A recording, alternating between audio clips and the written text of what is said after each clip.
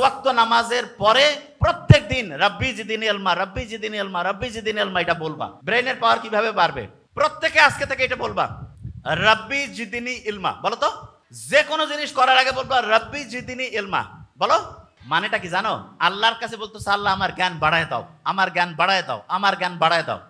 আল্লাহর কাছে যখন তুমি চাবা, তুমি তোমার আব্বা আম্মার কাছে 100 টাকা 500 টাকা চাইলে যদি মনে করে দরকার, দিবে না তোমাকে? দিবে। দেখো, কিন্তু এই শোনো, কিন্তু যদি জানে যে তুমি ওই টাকা দিয়া ভিডিও গেম খেলবা, আন্দাজে টাকা নষ্ট করবা, তাহলে কি দিবে?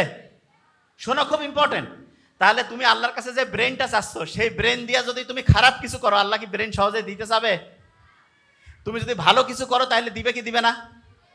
তাহলে বলো তো, যারা ব্রেইনের পাওয়ার বাড়াইতে চাও, আল্লাহকে কি করবা যে আল্লাহ আমি এই ব্রেনটা ভালো কাজে লাগাবো না খারাপ কাজে? কোন কাজে?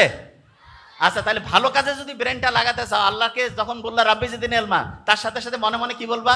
যে আল্লাহ আমি ভালো কাজ করতে চাই, এই জন্য আমার ব্রেন বাড়ায় দাও। মুখে মুখে বলো তো, আমি ভালো কাজ করতে চাই, এই জন্য আমার ব্রেন বাড়ায় দাও। আমি ভালো কাজ করতে চাই, এই জন্য আমার ব্রেন বাড়ায় দাও। আমি ভালো কাজ করতে চাই, আমার ব্রেন বাড়ায় দাও।